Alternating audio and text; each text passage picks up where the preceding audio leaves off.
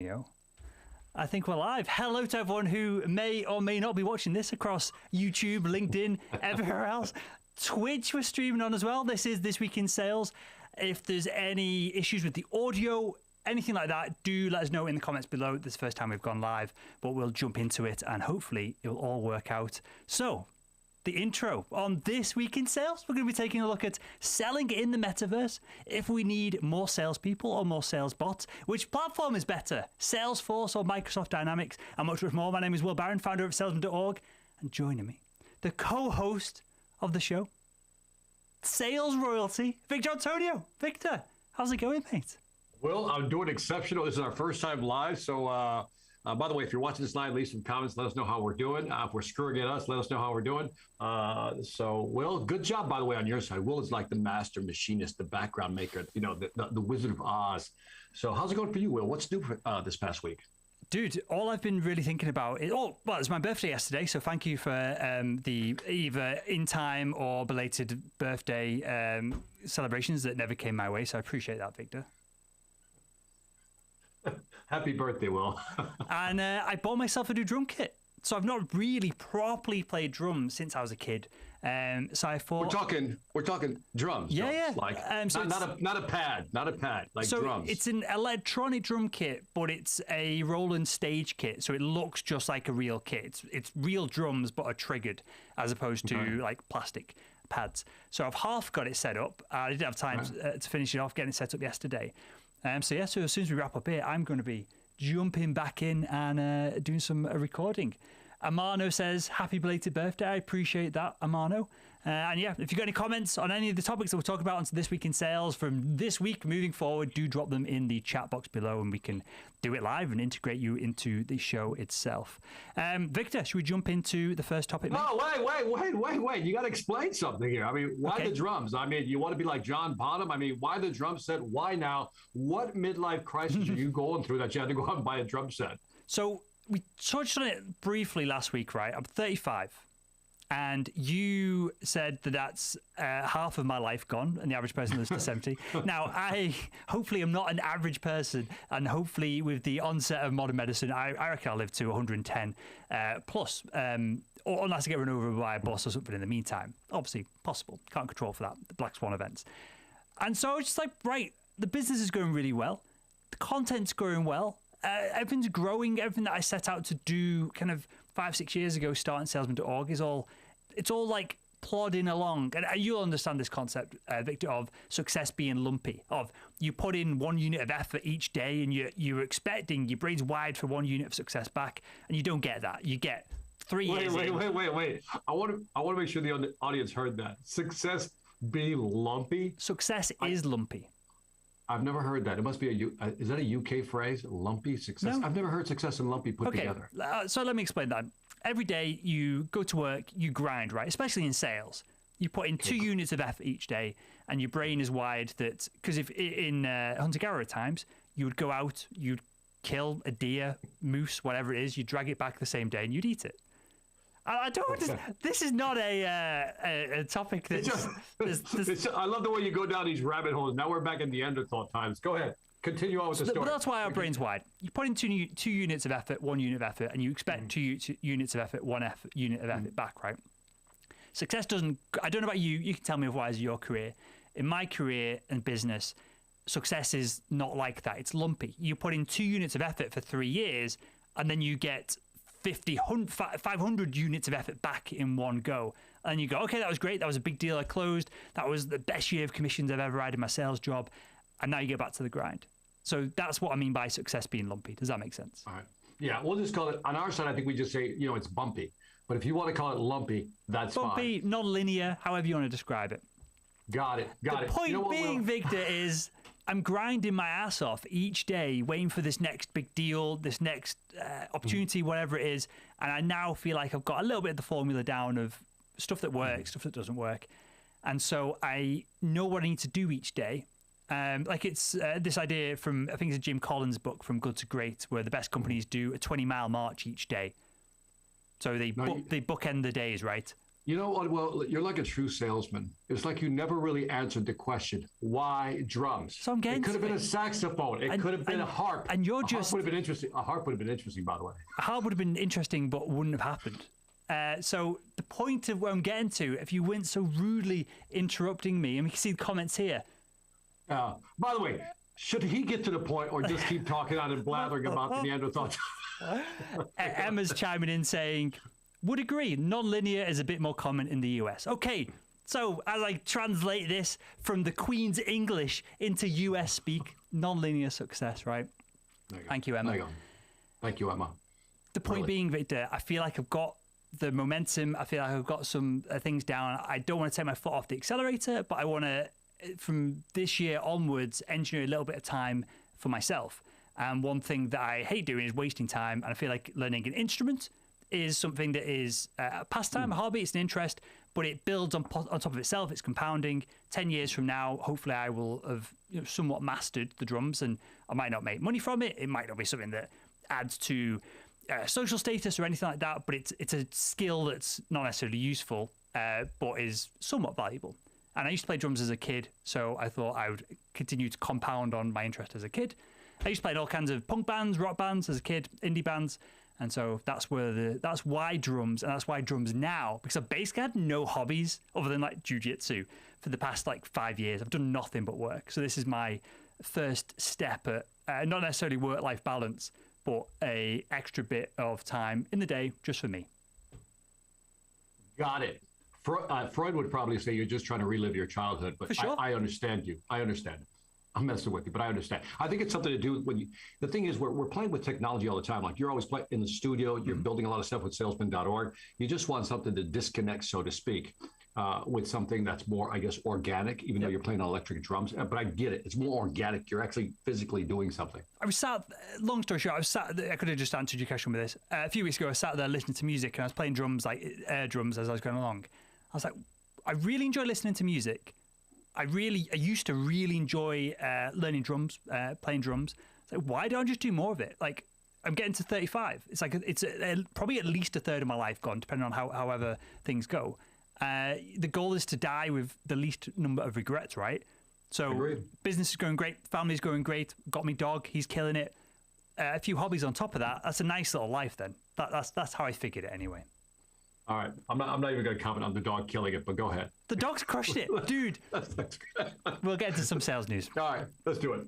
Okay, this first article, and I should probably explain this for the audience as well. Victor's just sat there, not even making kind of breaking a sweat here. I'm switching all this. Everything you see on the screen is what I'm doing, all the hard work.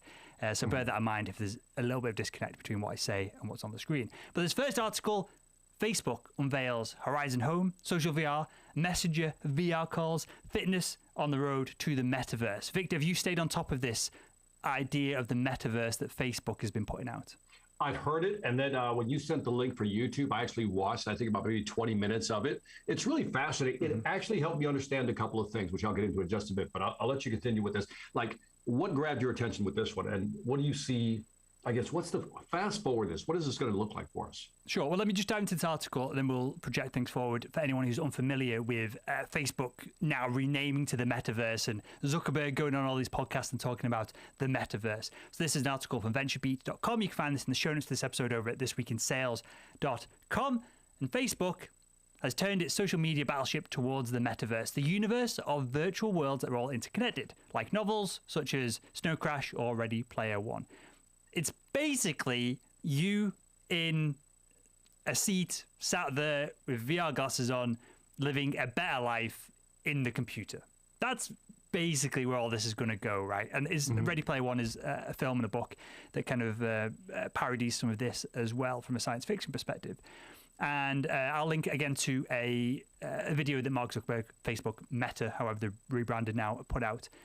And it was Mark Zuckerberg meeting with his friends, with his colleagues. Think of a Zoom room, but you're actually in a virtual space.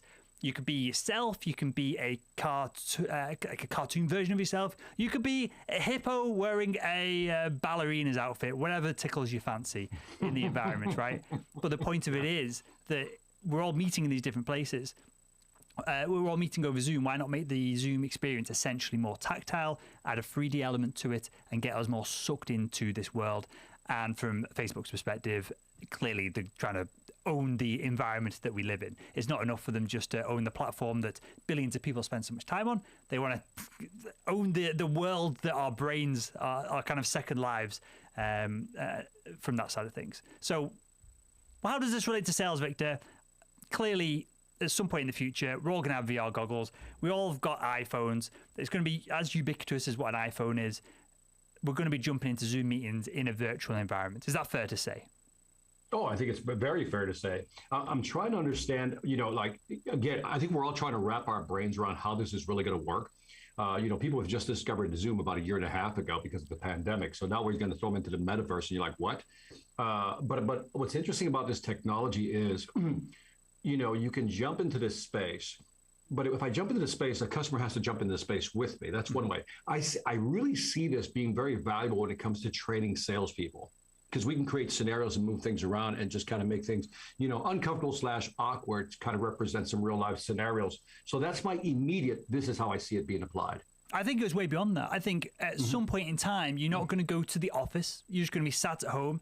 Everyone's probably going to be like morbidly obese. You're just going to be eating like chicken wings as you're like in the office, but you've got a clean suit on and your persona is, fit in shape, however you want to be kind of seen in that workplace. And then, of course, if you're having meetings in the office for your company in that environment, you're going to do the same when you're meeting with external people to the company. You can do the same. By the way, it's reminded me of it. You ever hear the phrase catfishing? When you catfish somebody? I think so. Oh, yeah. Where you're like pretending to be someone else when you're trying to date them. Yeah, I think that's going to be this. There's going to be a lot of that in there because it's like, you can now kind of disguise yourself, right? Well, this is where it goes. Think a few steps deeper than that, Victor. Yeah. The disguise might not be the disguise. If we all spend so much time in that environment, that is just you. If you're never going to meet the person in real life anyway, you're not catfishing anyone. That is just your persona in that environment, which is even more deep and weird and insane.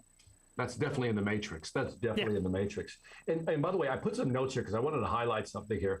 I had just literally read this article about how virtual influencers are now becoming a thing. And I was like, and I remember, I think it was last week I read this article and I go, virtual influencers. And it's basically, they create this virtual character where, again, this person becomes a persona online, right? It's virtual. So the person works 24 hours a day, 365, doesn't request any lunch breaks, doesn't want to raise. I love this character. And so all of a sudden this becomes your avatar persona online. And then it took me to another thought, Will. I want to get your thoughts on this because I've been reading about non-fungible tokens, I think it is, right? Yep. And I put the definition here, non-fungible, an NFT is a unique and non-interchangeable unit of data.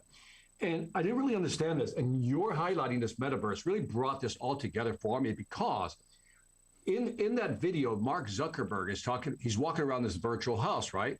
So if I design a virtual painting, right, I can now sell it via NFT and maybe through Bitcoin, right? Whatever, some type of Bitcoin, and nobody else can actually use that painting because it's my painting. And I thought that's kind of how I'm seeing it all collapse together. And I go, okay, this is going to be interesting. It's like in Zuckerberg's world, that makes total sense because they want to sell you these NFTs. We could call them just items, right? In a computer game, they're a paid item. Now, where it always gets weird is NFTs at the moment are just, for example, an image. Well, there's nothing stopping me screen grabbing my Mac screen and copy and pasting that image, and now I own it, right? Correct. So that's if Facebook creates a platform that they own, well, they choose what goes in and out of it, and then they've built their own marketplace. So whoever builds that first metaverse, right? It could be Google, it could be Facebook. Hopefully it's open source. Hopefully it's like text message. Point. That's a good point. Yeah, I never looked. Yeah, that's a great point. Do you want Facebook knowing all of your conversations that you have in the metaverse? Do you want them knowing who you're meeting with, what you're doing with them, and all shenanigans that may ensue on the back of that? Especially for younger people who, as an old 35-year-old, as I say that, younger people who might spend inordinately more time in this environment than what you or I would. do I want Facebook to own all that? Or do I want it to be run open source? Do I want it to be a peer-to-peer network? Do I want all of this to run seamlessly like what the internet is built upon, as opposed to a corporation owning it? That's where it gets weird. That's an interesting perspective. Let me throw two more at you. One is that these influencers now have an agency representing them. That killed me right there. And then there's clothing companies who are selling virtual designs, and you can't copy them, right? You got to buy them. So in other words, I can create my persona, my avatar, my image, my character, and then I can buy special clothes that only I can wear because I actually bought the rights to that digital art. And I think that's just fascinating. I mean, you go down that rabbit hole, it starts getting a little weird there, Will. But the digital rights management, DRM, only works when there's a closed, it doesn't have to be open source or closed source, but when a corporate owns a platform. Because if it's open source, if I see a digital dress that I want to stick on my avatar, Victor, I can just cut it out and stick it on. You know, I might get sued at some point for likeness or IP, but there's nothing physically stopping me doing that. Versus, I can't just go into Chanel and take a dress out there. I'm going to get mugged by a bunch of security people on the way out. It'll be interesting to see how the digital rights part works in that. So anyway, shall we move on to the topic of talent, Will? Let's move on to this article as I fumble to get the right switch. This is an article from Forbes, The Growing Talent Crisis in Sales. I recommend reading this post if you are looking at changing sales jobs, if you're in sales leadership management. I actually really enjoyed the whole article itself, but some highlights from the article and quoting from it. The financial consequences of high rep turnover were always big. Now they're getting bigger. There's a growing crisis in the talent market. Michael Smith, managing director of Blue Ridge Partners, says, and I quote, "More and more we find ourselves in conversations with CEOs, particularly in the technology industry, who are scrambling, Victor, to find and keep sales talent. Fast-growing companies, fast-growing businesses in attractive and growing markets are unable to keep pace with that of growth almost entirely due to their inability to attract and retain sales talent. In Silicon Valley, it's not unusual for firms to lose 25% or more of their sellers every quarter." So this article poses some potential solutions, some reasons for this, but we probably get into that, Victor. Is that a reasonable number, or is something flawed here that 25% of fast-growing Silicon Valley companies are losing? That fast-growing Silicon Valley companies are losing 25% or more of their sellers each quarter? I believe it. We've talked about this in other This Week in Sales podcasts. By the way, go check out thisweekinsales.com for our past podcasts. But we've talked about how, on average, I think the number of people, SDRs, were like staying with the company was like a year, and it had gone down to a year and a month, which is like 13 months, some ridiculous number like that. But what's also interesting, Will, is that, you know, we're definitely into this knowledge society now, right? Where we're looking for brain power, right? That level. And so there's a bidding war out there. There's a bidding war for this talent. Here's why. Because time to value, when you hire somebody new and to get them to where you want them to be, that's a lot of expense. You want to hire somebody who already understands. So we don't talk about this, but I bet if we talk about poaching, like poaching other, salespeople from other companies, I bet you that's at an all-time high. What are your thoughts on that? For sure. I agree. What I want to ask you, though, Victor, to drill down into, though, is for fast-growing companies, they are, according to this article, losing up to 25% or more of their sales each quarter. Does that tell us that there is an issue that needs solving, or is that just how sales recruitment is? I think that's how sales recruitment has become. So sure. It is this way. Let me highlight a couple of things. We're a more mobile society, right? I think, when you look at, especially like inflation today, that's going to put a lot of, price pressure on people to actually earn more money. So they're going to be like hired guns. The gig economy mentality is real. Hire me on the spot. I'm a 1099. I don't have to work for the company. Just I'm a hired gun. I think that mentality exists, especially with millennials and Gen Xers. And so that is I'm a little older than you, as you always point out, Will. Really? And so, the baby boomers always wanted to stay with the company, right? And so now you're seeing a new type of employee that is very mobile, willing to jump from company to company. And where in the past, moving from one company to another was seen it had a negative stigma to it. I don't think it does anymore. I think, if you move from company to company, that's kind of part of the process now.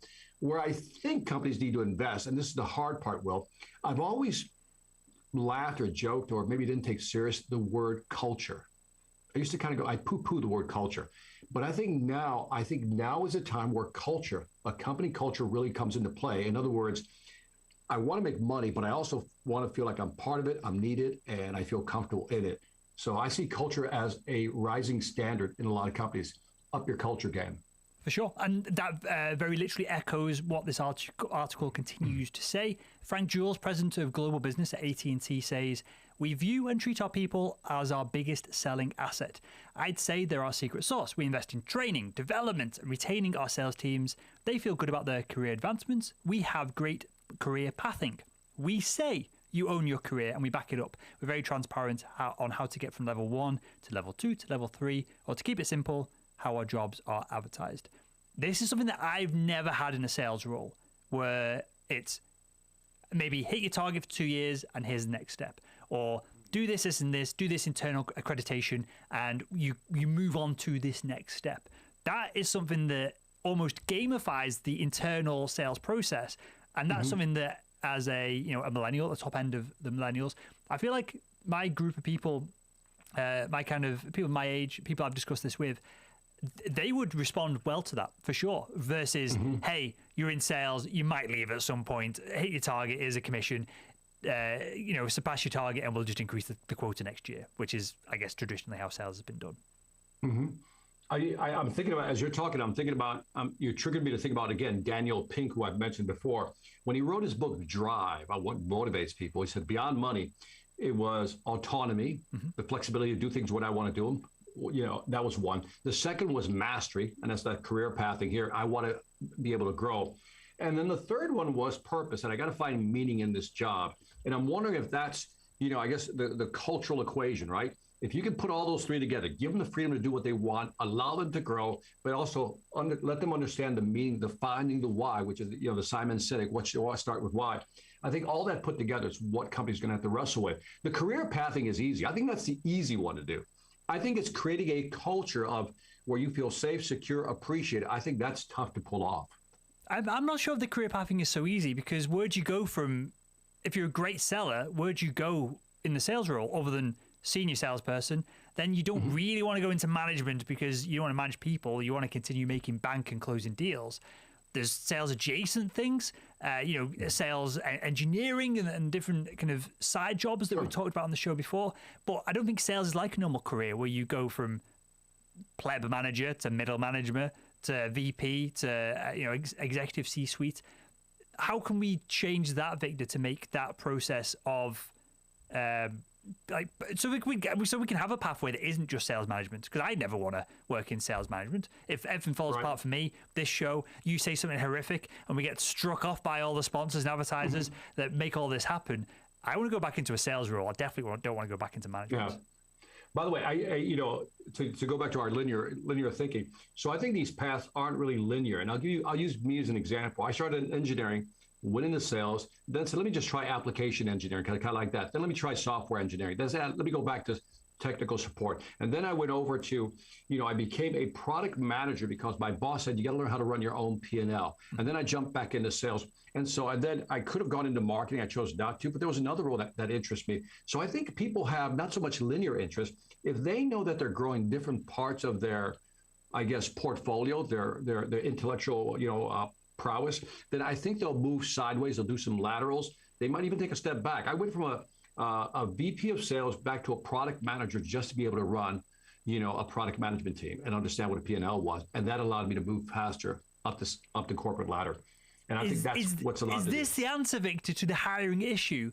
Do we need to start hiring people internally from other disciplines into sales for that 1-2 year period, so they get the sales experience, then move off internally within the company, especially in the enterprise, as opposed to hiring external people, salespeople, and then just churning them out? Yeah, I think it's a good question. I don't really know the answer, but that triggered me to think about AI, where you're always trying to figure out what the customer journey is, and there's so many customer journeys. And so maybe down the road, HR will have some type of algorithm that says, this type of personality typically likes to have these type of experiences based on the DISC assessment that they've done. So let's map out a career for them. Let's discuss it with them. And if I know that you have a 3 to 5 year plan for me, and I'm going to try different things, that's fantastic. And so I think that type of rotation is great. But again, that's part of the culture. And how do you create that?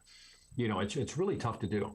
Yeah, so I'll mention the brand. Hrefs.com are sponsoring the Salesman podcast at the moment. Great company, do SEO, keywords, and keywords optimization tools.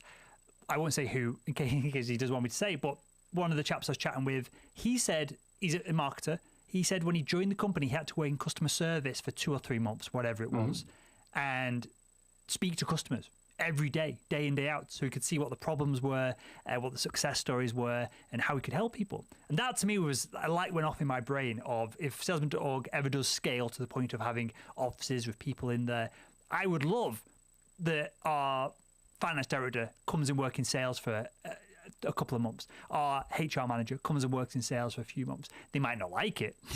They might not appreciate it. But I think that would make a big difference. And maybe sales goes and works in marketing. Maybe you do 1 day a week where you change roles or something like that. I think in a small, fast-growing company, that could be a really effective way of building culture, letting everyone understand what everyone else's roles were, and probably streamlining some of the communication between these more siloed departments as well. Yeah, I think technology is breaking down those silos. But you know what, Will? If they don't want to hang out, I got the solution. So check out this article. Employees aren't coming back to work. Employees are being replaced with CRM systems. What do you think of that title? Just that opening title. Employees aren't coming back to work. Employers are replacing them with CRM systems. Let me just pause there and let you have a go at it, Will Barron. So having just said that I want to build a beautiful company culture and have a fulfilled team of individuals in a nice office, I would earn less money myself. I would have less kind of profitability in the company to build that. If I could replace everyone with bots, I probably would. Sorry, guys, I'd probably do it.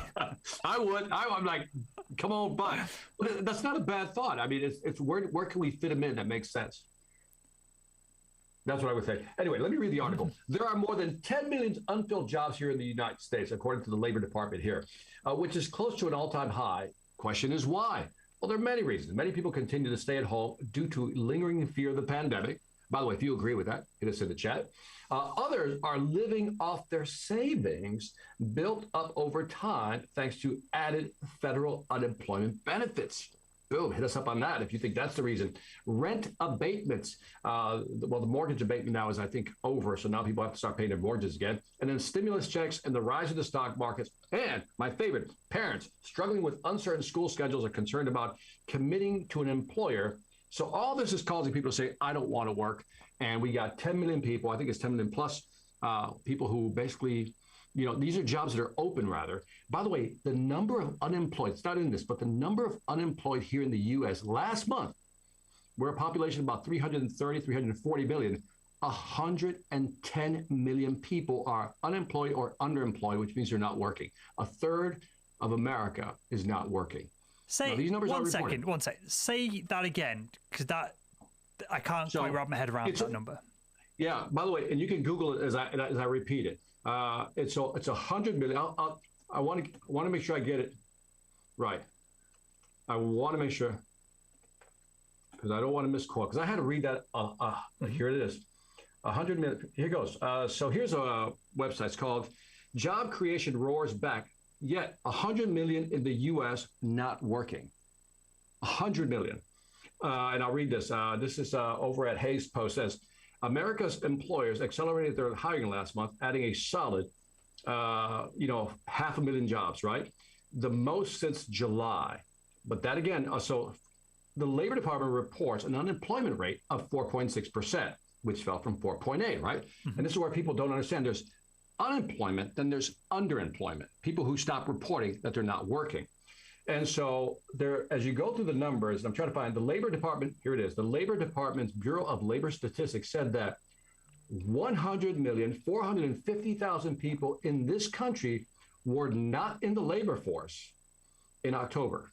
So that but does that include like retirees? Does that include like children under the age of 18 as well? Because that's a third of people right there.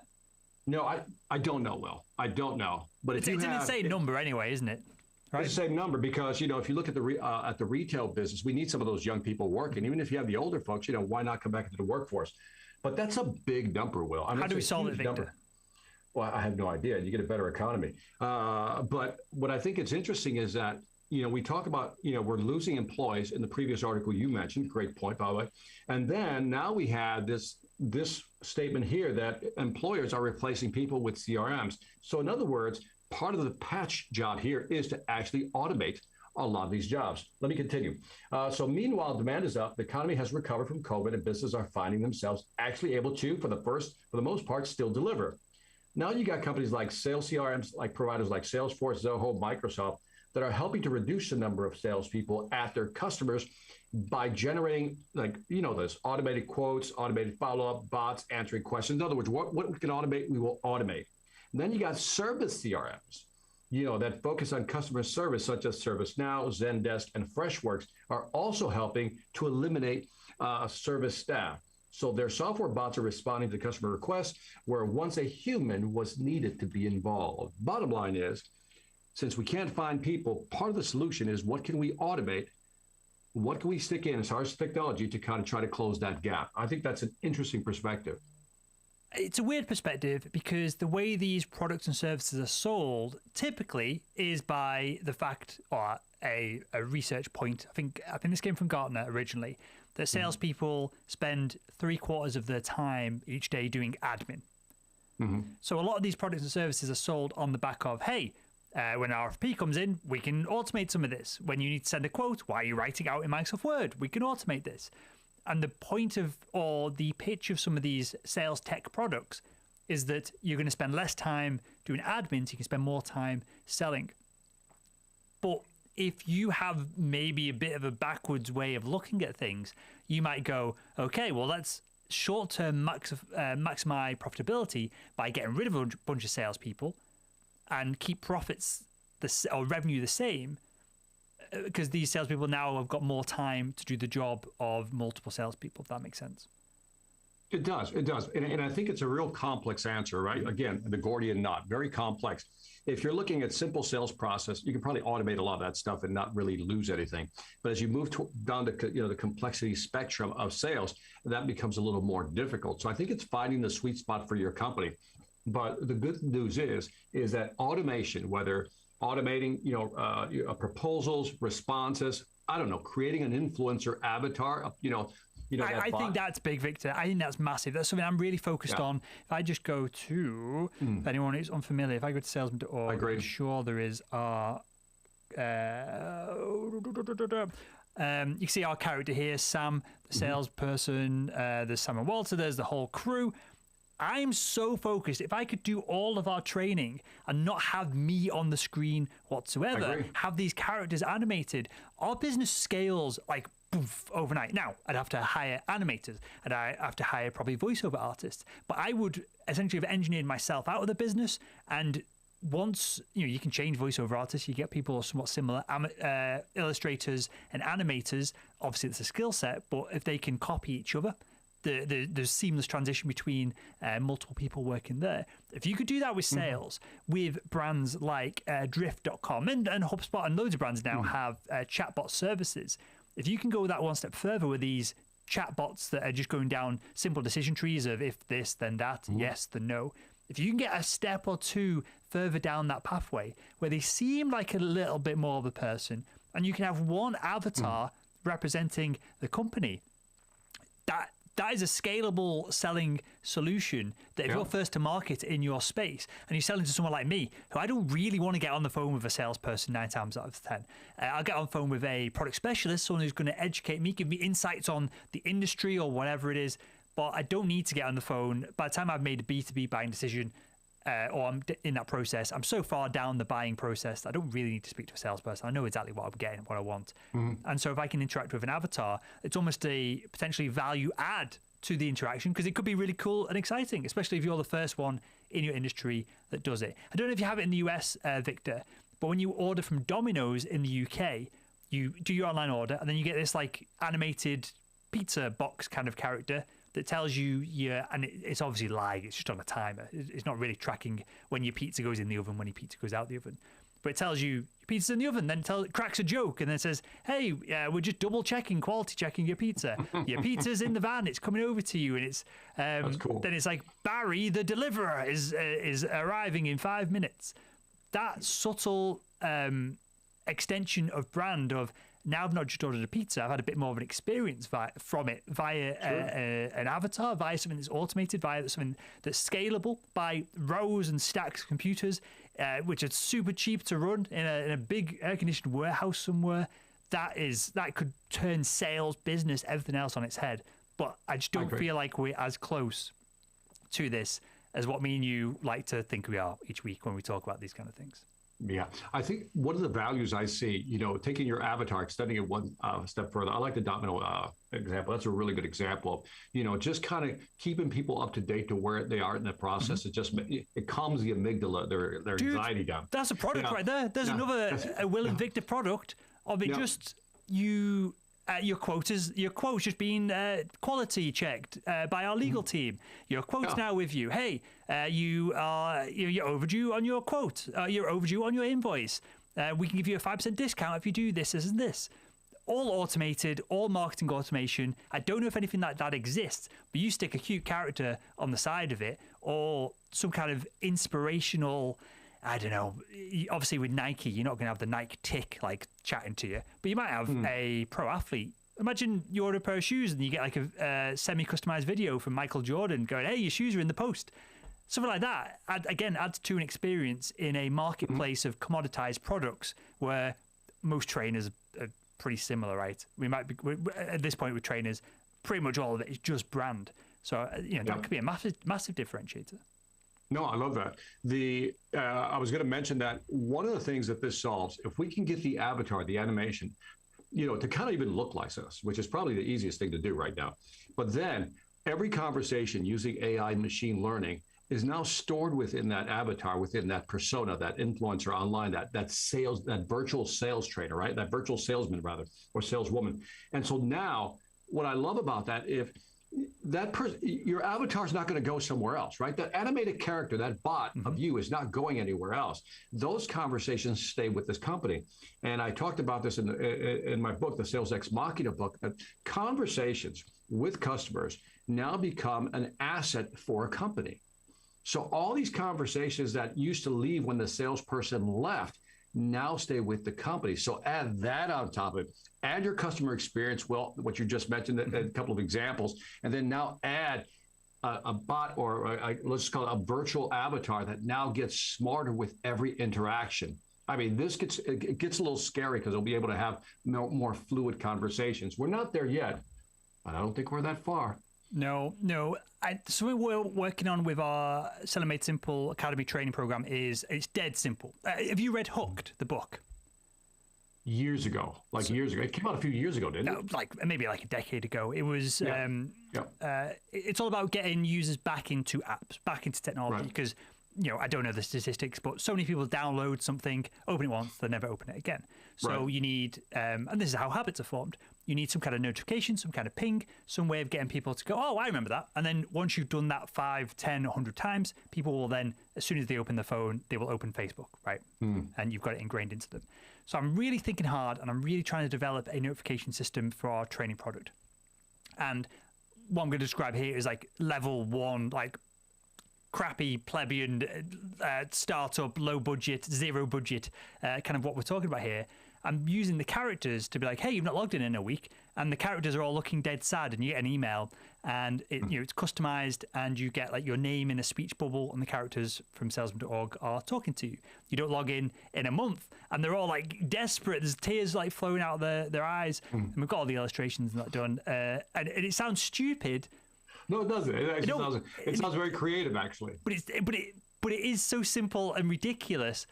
But if you can make it hilarious enough, people will then click on that link and log back in, and you have to get them to do it 5, 6, 10, 20 times, whatever it is. You'll be able to measure at some point these kind of analytics. I love the idea. By the way, What are some of the comments in the chat? I'd love to hear your feedback. Virtual personas, influencers, the future of salespeople is virtual. Well, that's kind of what we're saying, right? Yep. That the future salesperson will be virtual, and we're moving in that direction. I think a lot of people don't want to admit that, but we are.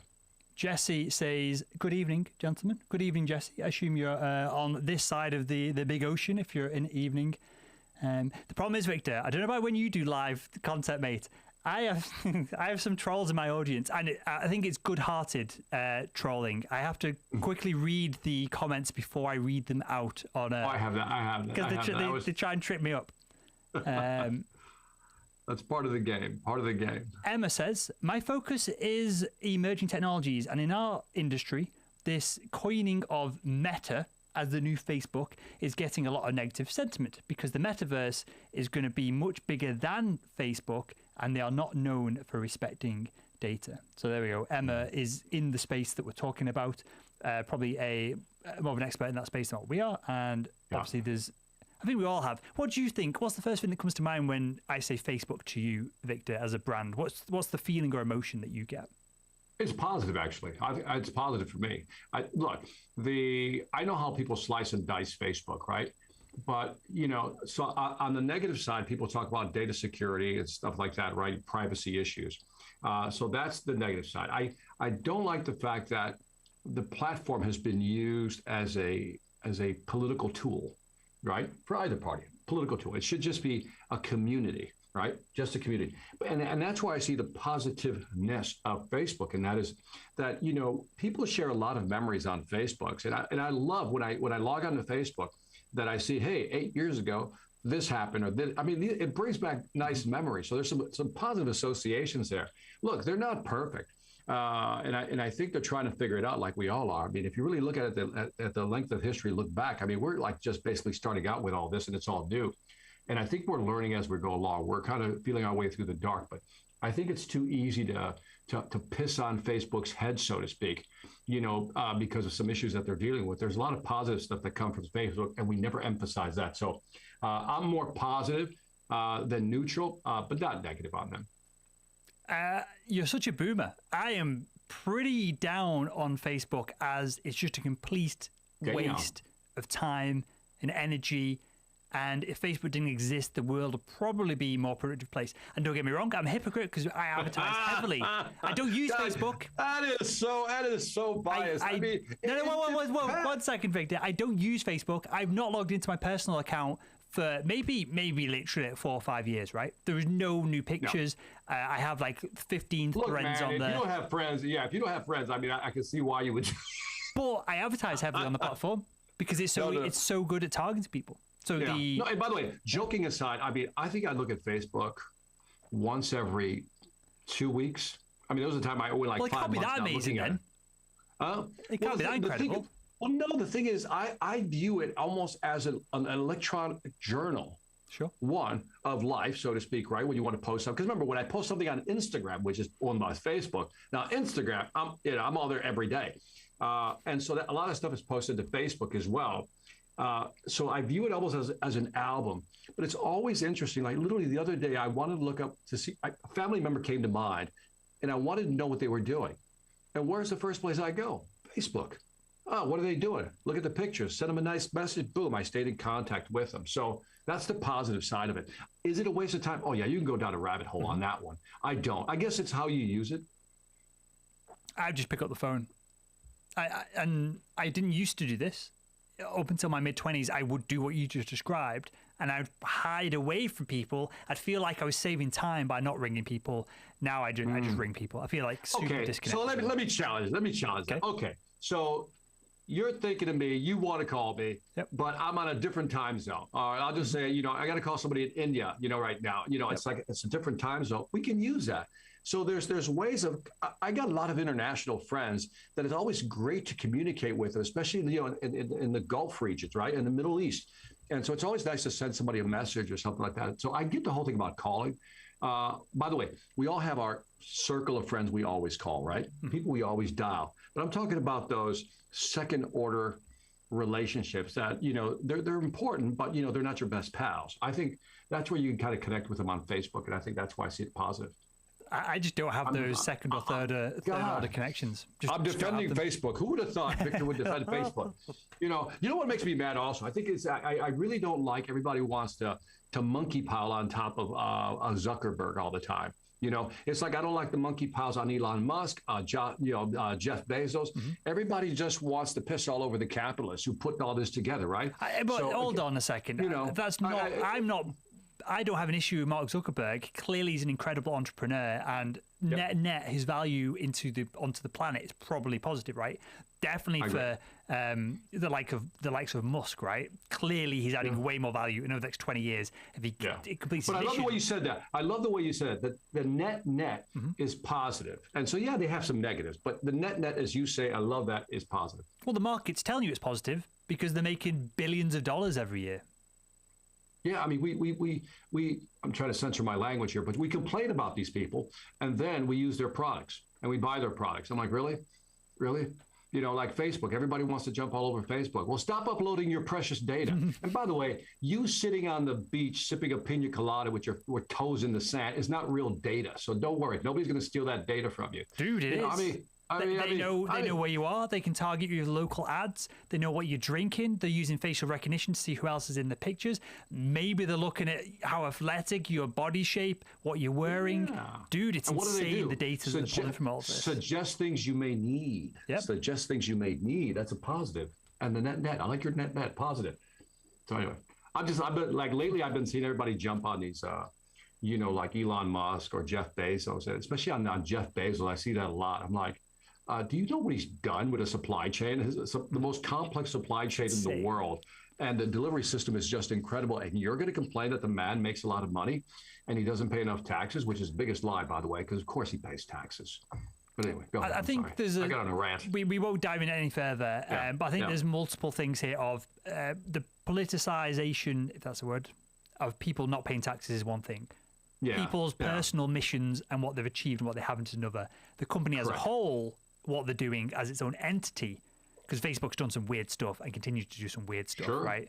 I think there's multiple layers to this that we could probably dissect, but we will not. Jesse in the chat says, Facebook helps me keep in touch with old friends. So there we go. Yeah, Jesse. Jesse's left a question, so we'll answer your question towards the end of the show. New thought. So I'm always wary of people who don't use the actual name on social media. He says, this must be for the beginning of the show, please get the hell on with it. So there we go. So we're getting feedback that maybe we need shorter intros. But with that, let's move on to the next topic. I'm conscious of time here, so we'll. That makes me mad too. You know what I mean? We're going to give you great content. Just be patient. This world of impatient people. Anyway, let's get on with it. We'll rattle through a couple more of these topics here. So here, Lucia, this is from techcrunch.com. Lucia, a crowdsourced data platform for B2B sales, gets a 205, that's a weird number, 205 million Series B, and it's been valued at $1.5 billion. Have you come across Lucia before, Victor? I think we talked about it, maybe about a year ago, I think we talked about it, right? So I'll ask you basically the same question that I asked you previous, because it still fascinates me slightly. And clearly this is now working, that they're getting all this venture capital funding. So Lucia is a sales intelligence platform for B2B salespeople, and it helps salespeople with a crowdsourced database that helps companies narrow down their list of potential customers and most likely candidates. What is interesting about Lucia to me versus demand gen and all these other contact database companies is that it is all feedback and crowd feedback from the users.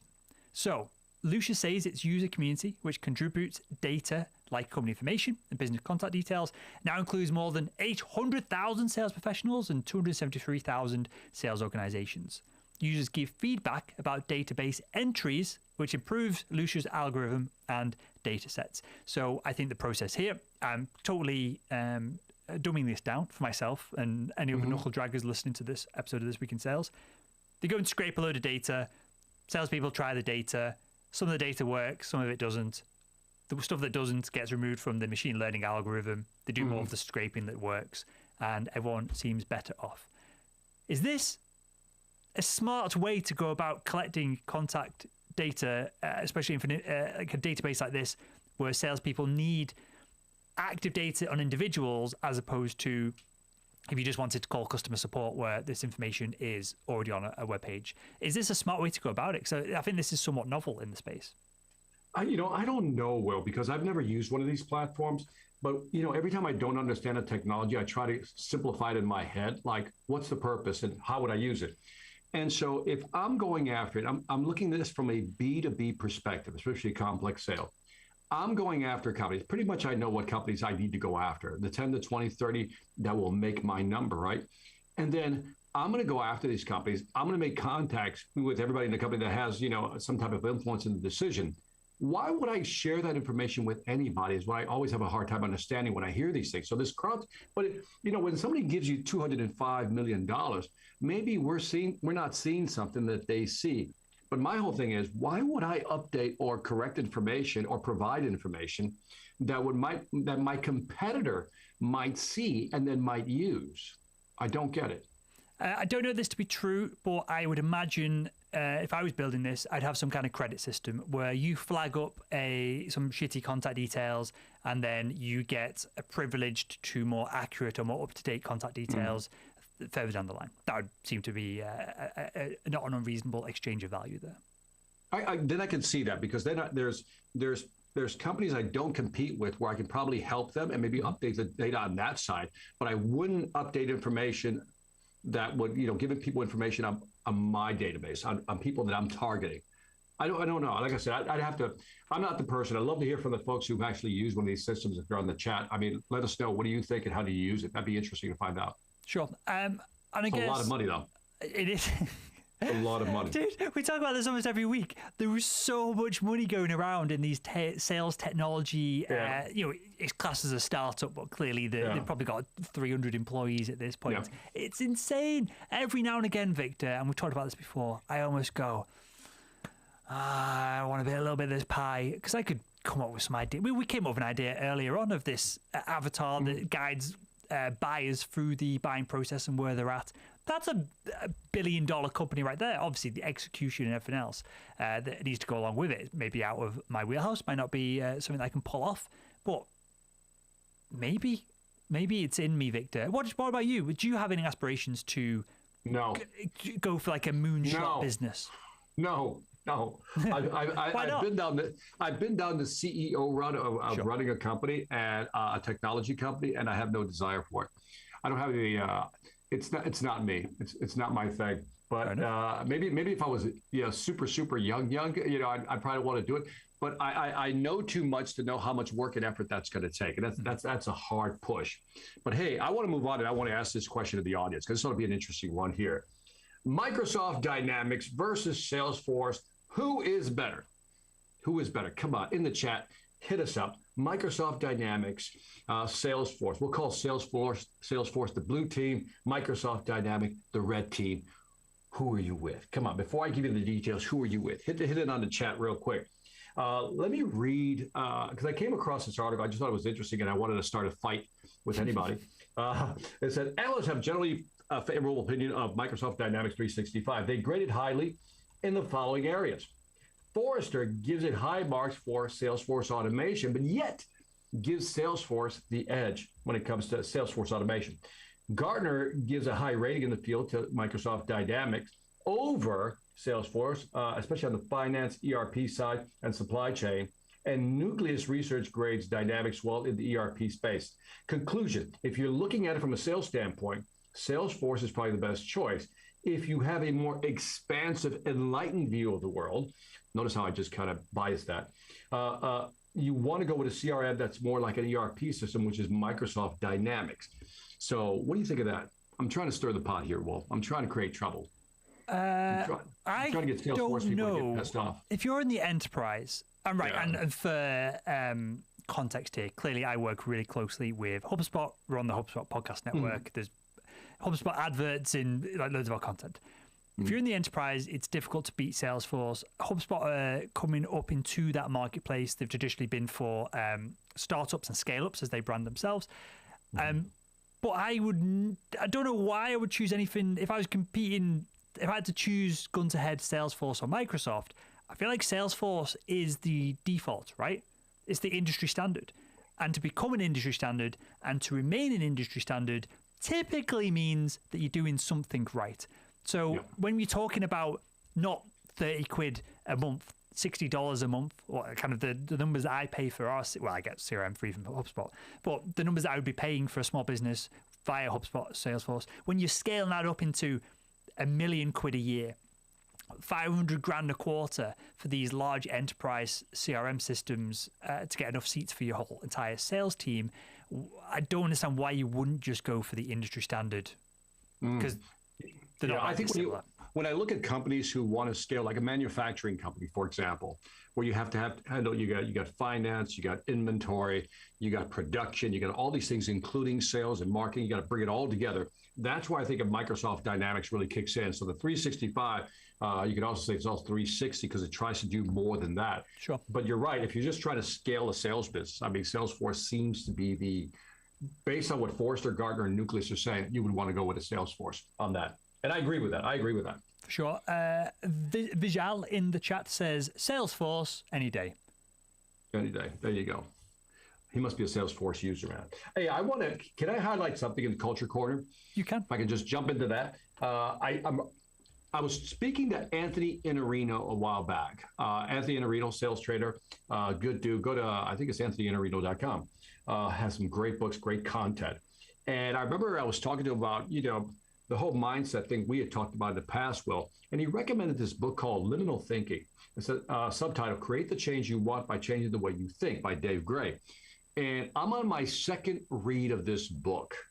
This is a great book, and it's a simple read. It's a great mindset book. And so it really answered a lot of questions. But the one thing it helped me with, Will, is that, and I'll try to give you the thumbnail sketch of the book, is basically each of us has a way of interpreting reality, right? Mm-hmm. And belief systems, models. And what he says is that when you're trying to convince somebody, you're basically trying to, put, your model dominates their model. That's what you're trying to do. And I remember, who's the guy that wrote the Flip the Script? Oh, God, what's his name? He had a real popular book that everybody read. The name of Clough. What's Clough? Oren Clough? Oh, I interviewed him. He did Pitch Anything as well. Pitch Anything. His follow-up book was, I forgot what it was, but in Pitch Anything, he talks about when two people are like presenting or wants to dominate, these frames collide. That's what he used. Frames collide, and one frame wins and dominates the other. And Flip the Script is a great book, but I like the first one better. The Pitch Anything is a great book. And so, but in this one, it really taught me that you really shouldn't try to convince other people because they have a specific belief system, a way of looking at things. And, it really made me appreciate selling more because if you think of what you're trying to do is you're trying to unravel their belief system and get them to buy into what you're selling. And you begin to appreciate the art and science of selling. It's a great book, highly recommend it. It'll shift your brain on mindset. I will check it out myself. Sounds interesting. Yeah. When I interviewed Oren, he had basically my dream kind of office, big warehouse. He had a couple of cars in there. I don't know how public he is with his kind of cars and stuff. We had a Audi R8. I think it was a V10, smart car. Like I really like that particular car. I would probably get it alongside or instead of a Nissan GTR if I couldn't get. If anyone was watching, I always have this on my desk. If I couldn't get all the GTR, whatever it is, it'd be a good. It's like a dream car for me, right? And he walks over with his webcam or his laptop, and he shoves it in the car. And he's like, "Look at this." I'm like, "Okay." I don't understand. He's like, no, look at this. And I'm like, I don't get it. Like, what are you trying? And he was showing me that it was what you would call a stick shift, like a manual car. Well, right. Most cars in the UK are manuals. It's more of a US thing that most cars are automatics. So he was trying to show off that he had this stick shift car and he could drive stick. And I was like, yeah. Like every 16-year-old in the UK drives a stick shift car. It's not that big a deal at all. Yeah. He thought he was a hero, a supercar racing driver. That's funny. Being able to drive stick. I was laughing my head off afterwards. My first new car was stick. It was an RX-7. Love my RX-7. Love that RX-7. But anyway, I think that's an interesting book. But I love Pitch Anything, so we should put that in the show notes as well. That's a great book to read as well. Yep, we'll include that in the show notes. Okay, just to wrap up then, have you got anything else before we wrap up, Victor? We'll go through an audience. I think that is it. Officially launching, I think I told you, right, the Mastering the Upsell, the book. This one, the final version comes out. We're going to do that January. And I think that's it. We got a webinar coming up called The Big Deal Mindset for next month. I think if you want to kick off the new year right, you might want to check out The Big Deal Mindset. Go to my website, victorantonio.com, sign up for the newsletter so you'll get the updates. And on that, back to you, Will. Cool. We have one question. I'm just, as you will see this all, everyone who's watching this and everyone who watches this after the fact, everyone who listens to this after the fact, you'll see me looking at multiple screens. I'll try and streamline all this as we move forward. But we had a question from Jesse. I want to run through it now. Hopefully Jesse's still watching. Jesse asks, if you're selling expensive B2B products, is it better to target many clients or focus on a few in a small area? This process seems slow, but how do you stay patient? So I guess there's two questions there. Do we focus on expensive B2B products, Victor, on multiple clients, or focus in on, I guess, the whales of that industry? And how do we stay patient? Yeah, the variable there is sales cycle. That's the variable. Sales cycle is the variable. Let me explain. If you got short sales cycle, then I would say, yeah, target a few. Let's get the first 10. Let's knock those down. Then get the next 10, the next 10, the next 10. But if they're long sales cycles, like 9 months to a year and a half, then I would expand my pool of customers that I would go after. So sales cycle really determines your strategy in this case, I think. For sure. And I would double down on what you're saying there of, I find a lot of sales success comes from momentum. So if you can close that first deal and get some kind of testimonial off them, you include that in your sales process, the company's marketing, that gets you the next deal. Then 2 client testimonials, it's not just fluke, it's not just a friend of a friend anymore. That might get you the 3, the 4. Then when you've got 5, 6 testimonials, video testimonials obviously are incredible. If you can link them in the email signature on your corporate email address so people can just passively click on them as opposed to you just proactively telling them to check all of this out, that's when things can start to snowball then. So I agree with Victor, depending on deal cycle, deal size. And on top of that as well, if you're a small business. Sure. Can I add something, Will? Because I think it's important. The testimonial piece is good because you can create case studies from that, and those case studies can be used to leverage the next customer. Like really roll out a case study based on what they've done, and then bring it over to the next customer. And maybe focus on different verticals. Maybe that's another strategy, that you focus on different verticals that you might go after, like the pharmaceutical industry, telecom, insurance, whatever it may be. For sure. And it depends on your business model. I don't know, Jesse, you're still in the chat. You're chatting with us here. I don't know if you're an entrepreneur. I don't know if you're a founder. I don't know if you're working for a corporate, the enterprise. If you're a small business owner, in my experience, it's far better to go after larger deals that make a big impact to your bottom line. Hopefully, there's some revenue coming in to keep the lights on in the meantime. But as we talked about at the very top of the show, success in sales is lumpy. It's non-linear. One of those big deals might give you the revenue to survive the next 3 or 4 years, where you can work on things, build process, build a team, all that good stuff. Versus if you just go after the small ones, you end up self-employed. It's not a business anymore. You're just working for yourself. I agree. Big deals are always a priority because it's almost the same amount of sales effort. Yep. If you think about it. So why not go after big deals? And again, as I'm putting the big deal mindset together, that's part of the problem, is that people think their mindset is, I'll go after the easy ones because they're smaller, and then I'll graduate to the big ones. Well, that's a horrible mindset. Go after the big ones, Jesse. Go get them, Jesse. What stops people going after big deals, Victor? Is it ego, lack of confidence, or is it actually a lack of skill? I think all of the above. I think if you know your product and you know your service, you can explain it. It's amazing how much confidence you have. But even I've met confident people who can't pick up the phone. This is what's interesting. They know their product, they know their service, but they can't pick up the phone. Why can't they pick up the phone? Well, they have this belief system that cold calling is hard, cold calling is difficult. And that right there shuts everything down. And maybe it's past experience. One of the things I'm really focusing in on the book is how memory, stuff that's happened to us in the past, our experience, or even our social norms really impacts how we think about things and how we view things. Because you and I can look at something and, somebody else will look at technology, all the pieces we have working, and go, that's too complicated. You and I'll be like, that's a puzzle to solve. Big difference in mindset, right? I just solved the puzzle. Before we did this, before we got on the air here, we had a little technical problem, and you solved it. You spent about a good 5-10 minutes, and you didn't lose it. You didn't lose your shite, and you just kind of made it work. So it's all mindset, man. But it's really we'll see, Victor. We'll see if we made it work. I've no idea. We might have been just talking in silence. Hopefully, the chat would have. Hopefully, the chat would have told us by now. But look, there we go, Jesse. Hopefully you appreciate the answer. Hopefully that is of value to you, and we will wrap up there. Next week, hopefully there'll be some more fancy animations and other bits and pieces to make the show more interactive with you guys.